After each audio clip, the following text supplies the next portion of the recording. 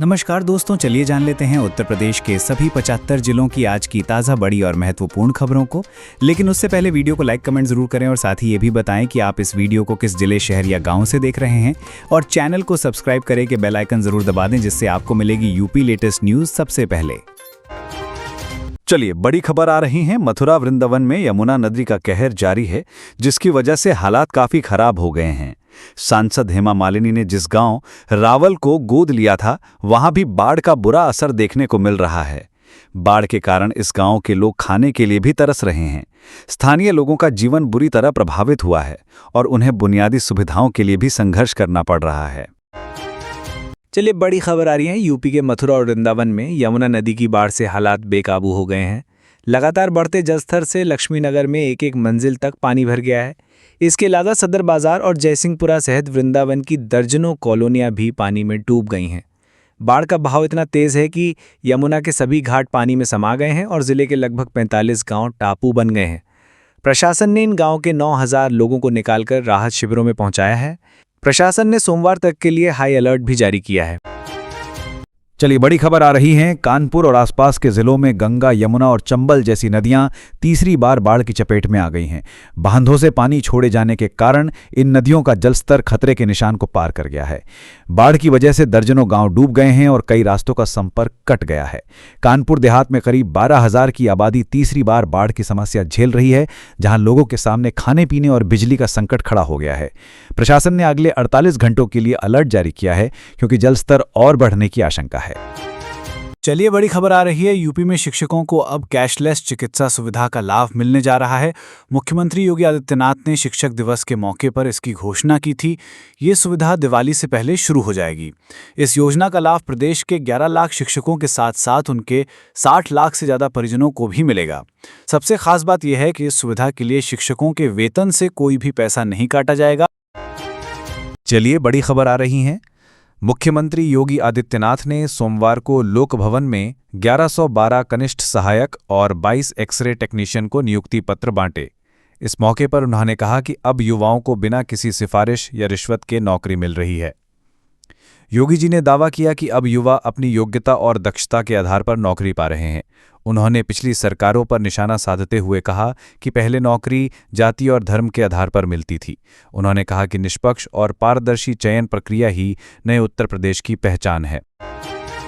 चलिए, बड़ी खबर आ रही है। कानपुर सेंट्रल स्टेशन पर प्रारंभिक अर्हता परीक्षा यानी पीईटी के आखिरी दिन लगभग 65,000 परीक्षार्थियों की भारी भीड़ उमड़ पड़ी। ये भीड़ दोपहर 1 बजे से देर रात तक स्टेशन पर देखी गई। परीक्षार्थियों की संख्या को देखते हुए रेलवे को विभिन्न रूटों पर 14 स्पेशल ट्रेनें चलानी पड़ी। भीड़ इतनी ज्यादा थी कि एसी और आरक्षित कोचों में भी जनरल डिब्बों जैसे हालात हो गए थे। सबसे ज्यादा परीक्षार्थी झांसी, प्रयागराज और लखनऊ की तरफ जाने वाले थे। चलिए, बड़ी खबर आ रही है। यूपी में अब सभी विश्वविद्यालयों और कॉलेजों में मान्यता और प्रवेश प्रक्रियाओं की गहन जांच की जाएगी। मुख्यमंत्री योगी आदित्यनाथ ने इसके लिए आदेश जारी कर दिए हैं। हर मंडल में विशेष जांच टीम का गठन किया जाएगा, जो 15 दिन में अपनी रिपोर्ट सरकार को सौंपेगी। ये बड़ा फैसला बाराबंकी के श्री राम स्वरूप विश्वविद्यालय में फर्जी डिग्री को लेकर छात्रों पर हुए लाठीचार्ज के बाद लिया गया है। जांच में किसी भी तरह की अनियमितता पाए जाने पर दोषियों के खिलाफ सख्त कार्रवाई की जाएगी। चलिए, बड़ी खबर आ रही है। मॉरिशस के प्रधानमंत्री का काशी दौरा अब 1 दिन के बजाय 3 दिन का होगा। इसके साथ ही प्रधानमंत्री नरेंद्र मोदी भी 11 सितंबर को काशी आएंगे। पहले ये तय था कि वे 10 सितंबर को काशी आने वाले थे। अब प्रधानमंत्री मोदी और मॉरिशस के प्रधानमंत्री दोनों ही 11 सितंबर को काशी में होंगे। चलिए, बड़ी खबर आ रही है। बरेली में ऑल इंडिया मुस्लिम जमात के राष्ट्रीय अध्यक्ष मौलाना शहाबुद्दीन रजवी ने बागेश्वर धाम के कथावाचक धीरेंद्र शास्त्री पर एक विवादित बयान दिया है। मौलाना ने धीरेंद्र शास्त्री को हजरत आदम की औलाद बताया है। मौलाना ने यह भी कहा कि जहां आरएसएस भारत को पहले से ही हिंदू राष्ट्र मानता है, वहीं धीरेंद्र शास्त्री का कहना है कि भारत में नकली मुसलमान रहते हैं। मौलाना ने उनसे ये सवाल पूछा है कि उन्होंने नकली और असली मुसलमानों की पहचान किस आधार पर की है। चलिए बड़ी खबर आ रही है। यूपी में मुख्तार अंसारी के बेटे और मऊ से विधायक अब्बास अंसारी की विधानसभा सदस्यता बहाल कर दी गई है। इलाहाबाद हाईकोर्ट के आदेश के बाद विधानसभा सचिवालय ने उनकी सदस्यता बहाली का आदेश जारी किया। इससे पहले 31 मई को एक स्थानीय अदालत ने एक फौजदारी मुकदमे में अब्बास को 2 साल की सजा सुनाई थी। इस सजा के बाद उनकी विधानसभा सदस्यता समाप्त कर दी गई थी। अब कोर्ट के आदेश के बाद उनकी विधायिकी फिर से बहाल हो गई। चलिए बड़ी खबर आ रही है। वाराणसी में गंगा नदी का जलस्तर तेजी से बढ़ रहा है और ये इस सीजन में तीसरी बार चेतावनी बिंदु को पार कर गया है। केंद्रीय जल आयोग की रिपोर्ट के मुताबिक पिछले 36 घंटों में गंगा का जलस्तर 1.03 मीटर बढ़ा है। गंगा का जलस्तर रविवार को चेतावनी बिंदु से सिर्फ 33 सेंटीमीटर नीचे था, लेकिन सोमवार को ये चेतावनी बिंदु के पार चला गया। इस वजह से मणिकर्णिका घाट पर एक साथ 12 चिताएं जलानी पड़ी। चलिए बड़ी खबर आ रही है। बसपा में एक बार फिर से परिवारवाद हावी होता दिख रहा है। पार्टी से निकाले गए अशोक सिद्धार्थ की वापसी के बाद अब पूर्व नेशनल कोऑर्डिनेटर जयप्रकाश को भी वापस लेने की मांग उठ रही है।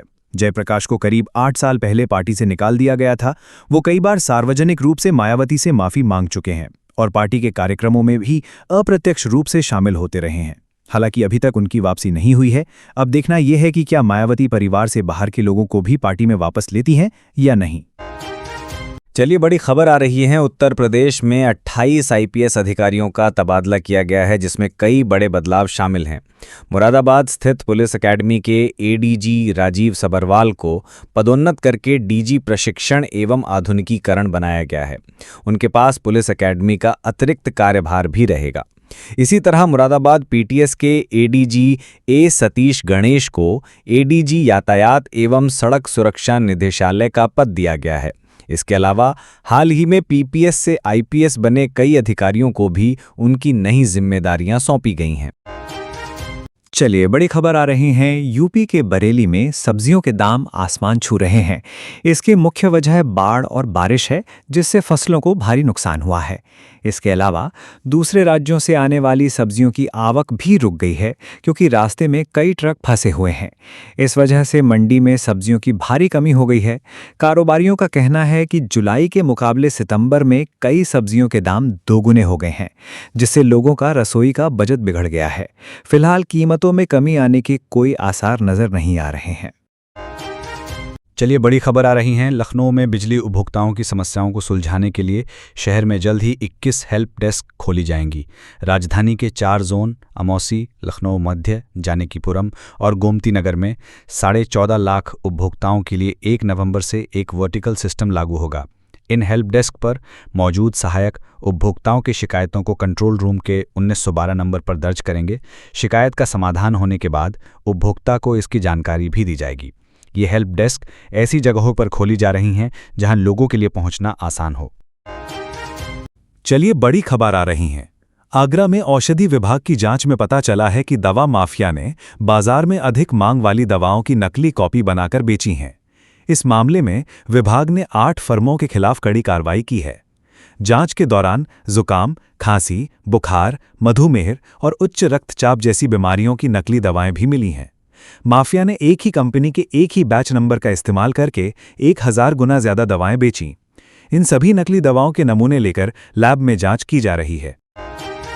चलिए बड़ी खबर आ रही है। यूपी में यमुना और चंबल नदियों में आई बाढ़ के कारण मगरमच्छ भी भटककर गांव तक पहुंच गए हैं, जिससे ग्रामीणों में दहशत फैल गई है।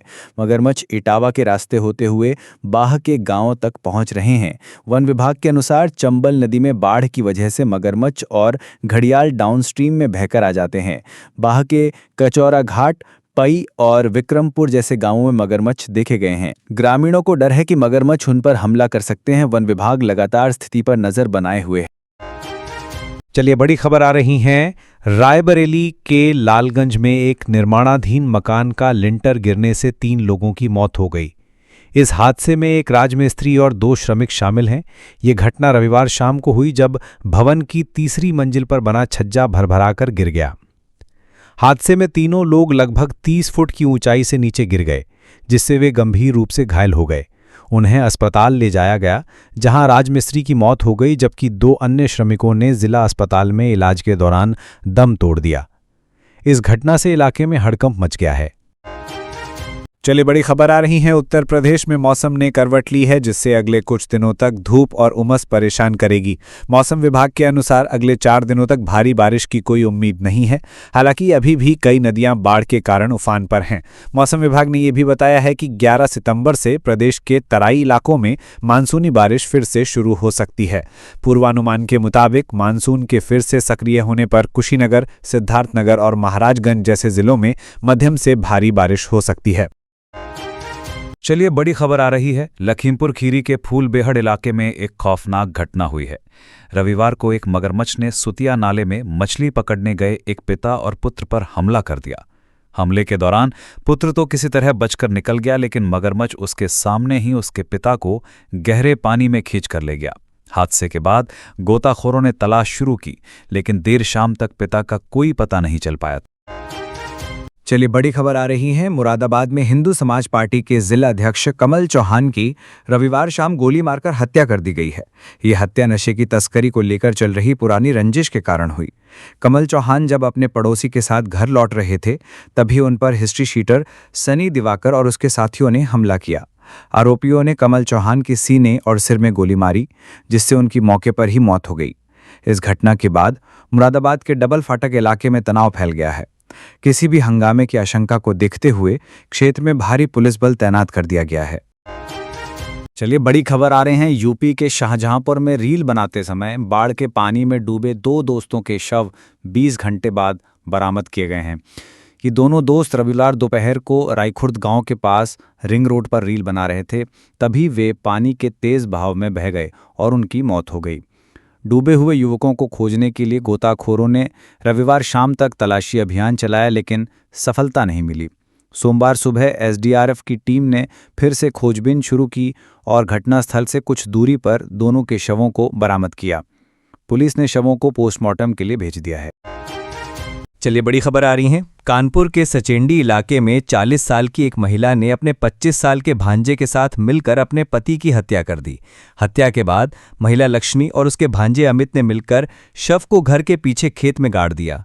उन्होंने शव को गलाने के लिए उस पर नमक भी डाला था। कुछ समय बाद जब कुत्तों ने हड्डियां बाहर निकाल दी, तो दोनों ने हड्डियों को बोरे में भरकर नहर में फेंक दिया। पुलिस ने 10 महीने बाद सास की शिकायत पर दोनों को गिरफ्तार किया है। चलिए बड़ी खबर आ रही है। मेरठ के लिसाड़ी गेट इलाके में पुलिस ने एक अवैध मिनी टेलीफोन एक्सचेंज का पर्दाफाश किया है। इस मामले में पुलिस ने 6 लोगों को गिरफ्तार किया है। ये गिरोह अंतर्राष्ट्रीय कॉल को लोकल कॉल में बदलकर देश की सुरक्षा और अर्थव्यवस्था को नुकसान पहुंचा रहा था। पुलिस का कहना है कि इस गिरोह के बाकी सदस्यों को पकड़ने के लिए एक टीम नोएडा भेजी गई है। ये लोग कॉल के लिए पेमेंट क्रिप्टो करेंसी में लेते थे, जिससे इनकी पहचान करना मुश्किल हो जाता था। चलिए बड़ी खबर आ रही है। गोरखपुर के चिलुआताल इलाके में पुरानी रंजिश के चलते राहुल चौहान 27 की चाकू मारकर हत्या कर दी गई है।